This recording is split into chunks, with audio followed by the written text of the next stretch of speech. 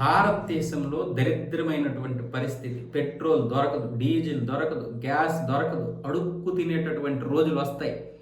$1కి $110 స్థాయికి, కనిష్ట స్థాయికి పడిపోద్ది. రూపాయి విలువ క్షీణించిపోద్ది. ద్రవ్యోల్బణం 10% మించిపోద్ది.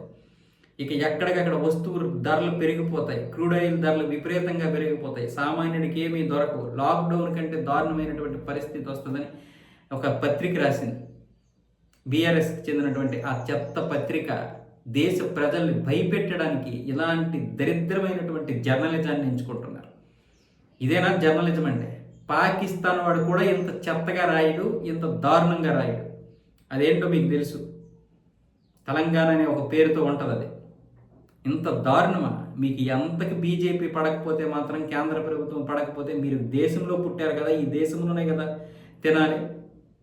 2 సంస్థలంట, 2 బ్రోకరేజ్ సంస్థలంట ఈ విధంగా రాసేయంట. భారతదేశం యొక్క ఆర్థిక వృద్ధి 2% పడిపోద్ది.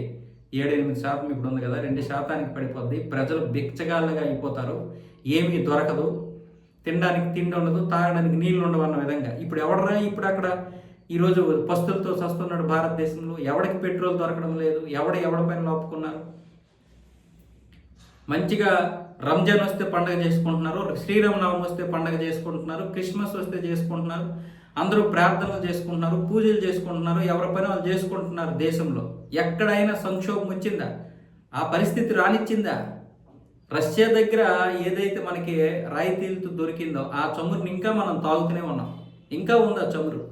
ఇంకా ఇప్పుడు మళ్ళీ అదే రష్యా దగ్గర మరొక $5 ఎక్కువ ఇచ్చి మళ్ళీ ఇప్పుడు 6 కోట్లు అంటే 60 మిలియన్ బ్యారెల్ చమురుని తీసుకొస్తుంది. అది ఏప్రిల్ కల్లా వస్తుంది, మొదటి వీక్లో. ఇప్పటికే చైనాకి వెళ్లాల్సినటువంటి 7 నౌకలు రష్యా మనకి పంపిస్తుంది. బుద్ధి బుర్ర ఉందా లేదా?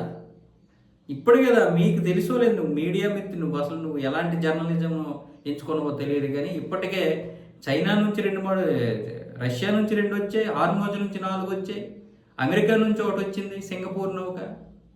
మళ్ళీ ఇంకొక నౌక రాబోతుంది 92,000 మెట్రిక్ టన్నులు తీసుకుని. సిగ్గు లజ్జ మనం అన్నం తినాలి కొంచెమైనా. వ్యూస్ రావడం కోసం చెయ్యి, ఏదైనా తప్పు లేదు. కానీ మరి దేశాన్ని కించపరిచే విధంగా, దేశంలో భయంకరమైనటువంటి పరిస్థితులు మనమే సృష్టించే విధంగా ఉండకూడదు ఆ రాతలు. జర్నలిజం అనేది ఇప్పుడు ఎంతకి మీకు కేంద్ర ప్రభుత్వం పడకపోయినా మరి ఇంత దారుణమా? జాతీయ భావజాలం కనీసం ఉండొద్దా?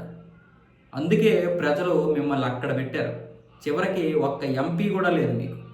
బీఆర్ఎస్కి ఎందుకు ఇవ్వలేదు ఒక్క ఎంపీ లేదు? ఎందుకే పార్లమెంట్లో బీఆర్ఎస్ పార్టీలో ఉన్నటువంటి ఒక్కడ కూడా ప్రాతినిధ్యం వహించకపోతే ఇంకెందుకు? మీరు సిగ్గుపడండి, కనీసమైన సిగ్గుండాలి.